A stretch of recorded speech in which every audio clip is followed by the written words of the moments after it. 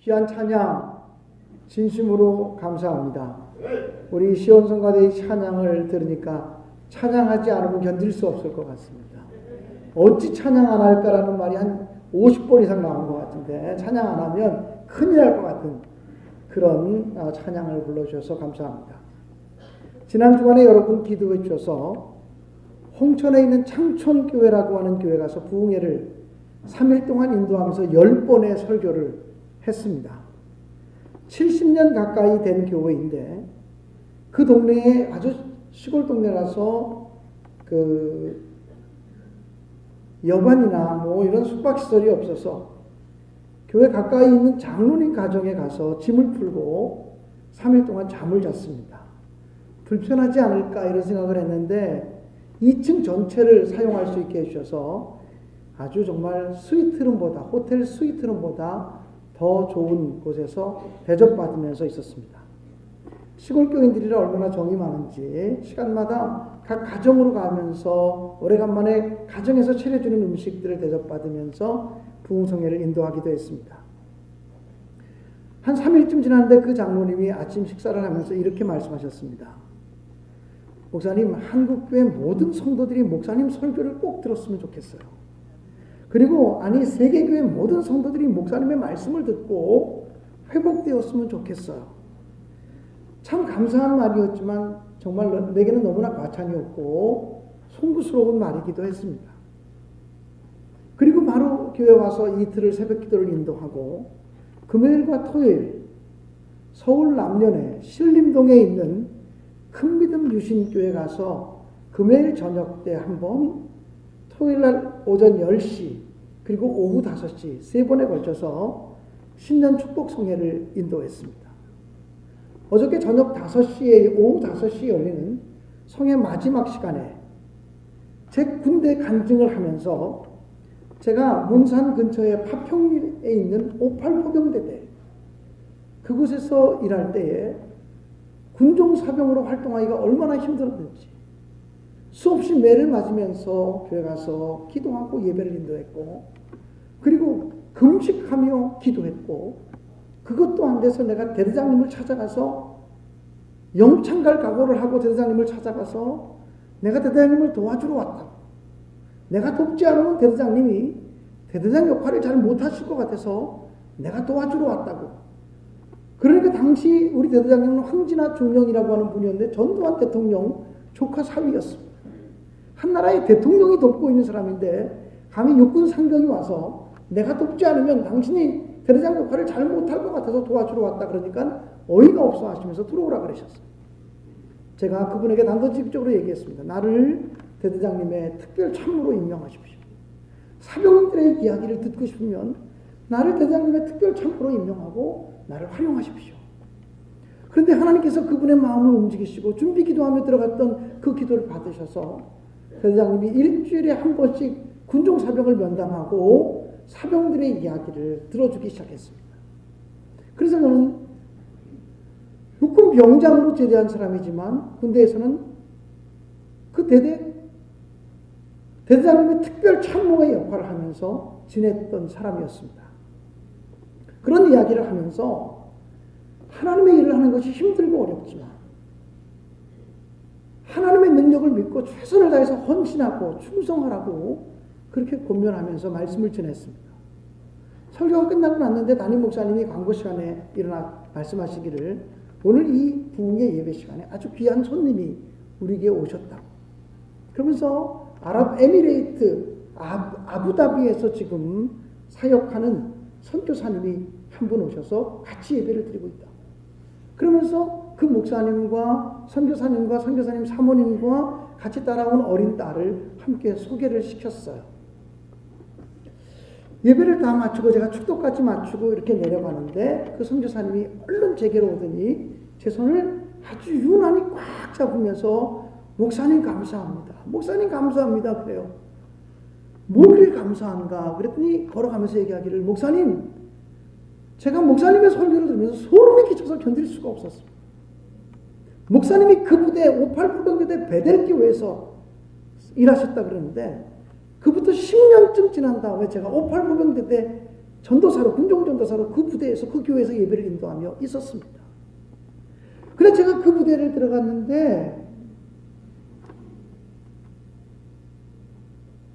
그 부대가 얼마나 군종활동을 하기 좋은 부대인지, 전임 군종사병이 얘기하기를 우리 교회는 군대라고 생각하지 말고 사회교회라고 생각하고 사회교회에서 하고 싶은 일을 똑같이 하셔도 된다.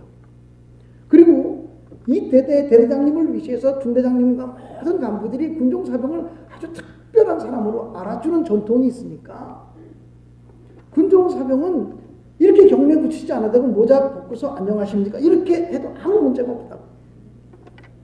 무슨 이런 부대가 있나 생각을 했답니다. 그리고서는 거기서 이제 군종활동을 했는데, 이 제가 포병부대, 58 포병부대인데 155mm 포병부대인데, 이 포병부대는 포병 측정 훈련이 있습니다. ATT라고 해서 군단 단위로 포병 포술 훈련, 측정 훈련이 있습니다. 그 부대는 그 포술 훈련을 실시하기 전에 대대장님을 위시해서 모든 대대 간부들, 예수 믿든 안 믿든 선택의 여지가 없이 특별 새벽 기도를 다 나와서 특별 기도를 한다는 거예요. 군종 전도사와 함께. 그리고 특별 기도가 끝나고 나서 그 측정을 나가면 자기가 있을 때까지 6년 연속 군단에서 최고 포병대대로 인정을 받았다는 거예요. 그럼 자기는 아니 어떻게 대한민국에 이런 부대가 있나 생각을 했다는 거예요. 그런데 오늘 목사님의 설교를 들으면서 퍼즐이 맞춰지더라고요. 왜 이 부대가 이렇게 하나님을 향한 예배가 자유로운 부대가 됐는지, 목사님이 매 맞아가면서 군종활동했던 이 부대, 금식하면서 군종활동했던 이 부대, 대대장님을 찾아가서 건방지게 나를 대대장님의 특별 참모로 임명하시오. 내가 대대장님을 도울 수 있습니다. 이렇게 얘기해서 대대장님의 마음을 움직여서 우리 박홍근 의원도 잘 아십니다만 지난번 회기까지 국회의원을 지내셨던 황진아 대대장입니다. 그 당시 국방위원장까지 지냈던 분이시죠. 어떻게 이런 부대가 있나 생각했는데 목사님의 설교를 들으면서 퍼즐이 맞춰지는 걸 보면서 소름 끼치는 느낌을 경험했다는 거예요. 그래서 제가 그분의 얘기를 했는데 제가 소름이 끼치는 거예요. 세상에 어떻게 이런 일이 있나. 세상에 어떤 일이 이런 일이 있나. 그분이 목사님 한번 아부다비 오셔서 부흥하셔야겠다고. 아부다비 한번 아부다비가 어딘지도 몰라요. 그래서 당신이 먼저 우리 교회 한번 와봐야 되겠다고 제가 그러고 같이 대화를 나누고 그러고 왔습니다. 그러면서 느껴진 것이 뭐냐면 사실은 제가 어디 부흥회 나갔다 오면 부흥회 갔다 온 얘기 잘 안 해요. 그 이유는 뭐냐면 교인들이 생각할 때 목사님이 한 주간 동안 바쁘게 다니시느라고 설교 준비도 못 하셔서 그냥 이런저런 잡스러운 얘기 하신다고 그럴까봐 가능하면 제가 외국을 갔다 와도 그렇고 부흥회 나갔다 와도 그 얘기를 잘 안 하지만 어저께는 저에게 아주 특별한 전율을 느끼는 경험이에요. 누군가 희생해야, 누군가 헌신해야 열매를 따먹는 사람들이 있다. 그리고 하나님의 역사는 우연이 없다는 거죠. 얼마나 감사한지요. 얼마나 하나님께 영광 돌리는 시간이었는지요. 할렐루야. 오늘 우리 성가대원들과 찬양대원들을 임명하면서 여러분에게 어떤 말씀을 전할까 계속 부흥회를 하면서 준비하며 기도하다가 떠오른 말씀이 바울과 실라가 빌립보 감옥에 들어갔을 때에 감옥에 들어가서도 찬송하고 기도했더니 하나님께서 옥토가 흔들리게 하시고 옥문이 열리게 하셨습니다. 바울과 실라가 살아나게 하신, 그리고 그 옥문을 지키던 간수가 바울과 실라를 통해서 구원받고 그 가정이 모두가 구원받게 되어진 이 말씀을 여러분과 나누려고 합니다.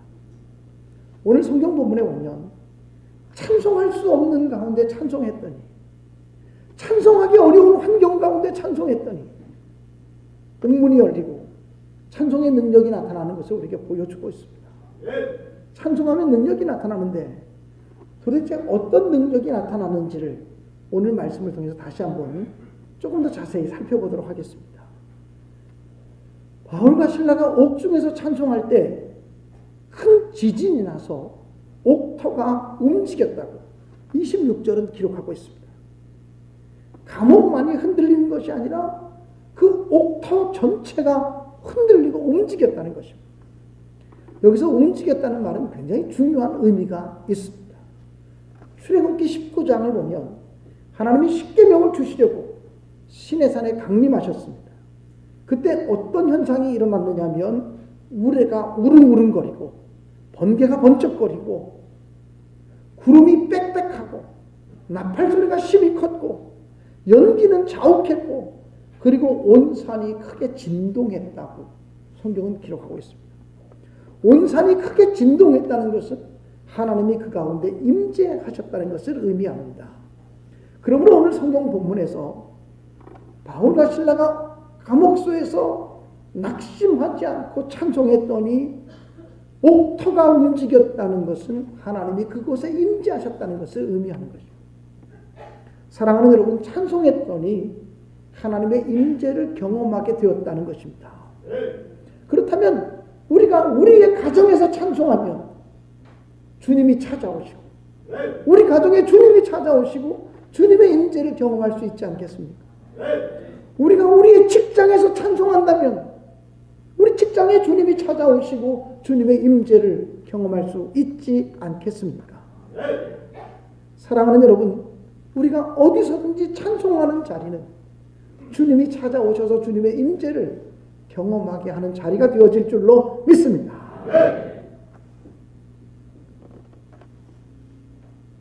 항상 여러분이 어떤 환경 속에서도 찬송하는 사람이 되셔서 하나님이 함께 하시고 하나님이 임재하시는 것들을 체험하는 능력 있는 믿음의 사람이 되시기를 주님의 이름으로 축복합니다.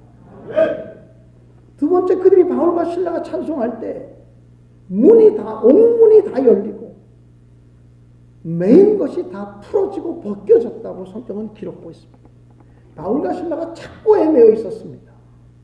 이 착고라는 것은요, 옛날에 우리가 심청전 같은 것을 보면 목도 매고 발도 묶어놓고 이런 게 착고일 수 있고요. 또는 나와 옆 사람을 같이 묶어놓는 것이 착고입니다. 수갑으로 같이 묶어놓는 것입니다. 당시 로마의 법은 중대한 죄수가 잡히면 죄수 한 사람만 집어넣는 것이 아니라 그 옆에 간수 2명을 같이 집어넣어서 죄수와 간수를 같이 묶어놓습니다. 그래서 도망갈래야 도망갈 수 없게 만들어 놓는 거예요. 감옥소 안에 죄수만 묶여 있는 것이 아니라 간수가 같이 들어가서 같이 묶여집니다. 여러분, 그런데 주님의 임재를 경험하게 될 때, 찬송함으로 주님의 임재를 경험하게 될 때 옥문이 다 열리고 매인 것들이 다 풀어지고 벗겨졌다고 말했습니다. 여러분, 감옥이 어떤 것입니까? 들어가면 고통스러운 것입니다. 답답하고 자유가 없는 것입니다. 그러면 우리에게 있어서 감옥은 무엇입니까? 물론 물리적인 형태의 감옥이 있을 수 있겠죠. 그러나 병들어 있는 사람에게는 지금 질병이 감옥입니다. 빛에 쪼들리고 있는 사람에게는 빛이 지금 감옥입니다. 사람과의 관계가 깨어진 사람은 그 관계가 깨어진 어려운 것들이 그 사람의 감옥이 되어질 수가 있습니다. 감옥문은 내가 열고 싶어도 내 힘으로, 내 능력으로 열리지 않습니다. 그러나 찬송은 불가능한 것을 가능하게 합니다. 찬송하면 절망에 갇혀있는 사람들에게 소망의 문이 열립니다. 답답한 환경 속에 있는 사람들에게 시원한 길이 열려질 수 있습니다. 길이 막힌 사람들이 찬송하면 길이 뚫려질 수가 있습니다. 설교 준비하면서 이런 생각이 들었습니다. 시집 못 간 처녀 총각들이 찬송하면 결혼의 문이 열릴 수 있습니다. 취업 못한 백수들도 찬송하면 직장의 문이 열릴 수 있다고 저는 확신하며 설교문을 썼습니다. 이것이 바로 문이 열리는 축복입니다. 고민하던 문제들이 찬송할 수 없는 상황 속에 찬송할 때 하나님의 은혜로 열리는 역사가 나타난다는 것입니다. 착고가 풀려지고 문이 열리게 됩니다. 찬송으로 이런 복을 다 받으시기를 주님의 이름으로 간절히 축복합니다. 찬송은 뿐만 아니라 사람을 변화시키는 힘이 있습니다. 여러분, 우리나라만큼 노래방이 많은 나라가 있을까요? 노래방 한 번 안 가본 사람은 아무도 없을 것입니다. 나도 한 2번쯤은 노래방 가본 것 같아요. 그런데 여러분, 노래방 가서 노래 많이 불렀더니 변화가 일어났다고 얘기하는 사람 저는 별로 못 봤습니다. 노래방 갔더니 성품이 변화돼요? 노래방 갔더니 내 삶이 변화돼요? 물론 노래방에서 열심히 노래하고 연습하다 가입된 사람이 있을 수 있겠죠. 찬송만이 사람을 변화시킵니다. 본문에 그 증거가 명백하게 나와 있는 것입니다. 변화받은 주인공이 누구냐면 바로 빌립보 감옥의 간수입니다. 죄수가 도망가게 되면 간수가 대신 붙잡혀 죽어야 합니다. 이것을 너무나 잘 알고 있는 로마의 간수였기에 옥문이 다 열리고 죄수들이 도망갔다고 판단해서 칼을 빼서 스스로 자결하려고 했습니다. 그때 바울이 큰 소리를 쳤습니다. 내 몸을 상하게 하지 말라. 우리가 여기 있으니 죽지 마시오. 이런 거 아니겠습니까? 너무나 다급해서 바울이 큰 소리를 쳤습니다. 죄수들이 다 도망한 줄 알았기 때문에 감옥소 안에서 무슨 소리가 들리니까 오히려 깜짝 놀라서 이 간수가 등불을 달라고 해서 불을 밝히고 감옥 안으로 들어갔더니 바울과 실라가 그냥 있는 겁니다. 너무나 두려운 마음이 들어서 그 앞에 엎드려 절합니다. 그리고 바울과 실라를 감옥소 밖으로 데리고 나가서 선생들아, 내가 어떻게 하여야 구원을 얻으리이까? 우리가 어떻게 하여야 구원을 얻으리이까? 라고 묻습니다. 그때 바울은 그 빌립보 간수에게 말하기를 주 예수를 믿으라. 그리하면 너와 너의 집이 구원을 얻으리라고 선포해 주었습니다. 그 죄수는 매를 맞고 상처를 받은 바울과 실라를 자기 집으로 데려가서 씻겨주고 치료해주고 그리고 자기 집안 모든 식구들이 바울과 실라 앞에 섰습니다. 바울은 그들에게 하나님의 복음을 증거해 그것을 계기로 해서 빌립보 성에 복음 전도의 문이 열리게 되었다고 하는 것이 오늘 본문의 내용인 것이죠. 여러분, 영국 황제 로이스라고 하는 사람이 어느 날 백성들이 어떻게 사는가 싶어서 평민 복장을 하고 민정시찰을 나간 적이 있었습니다.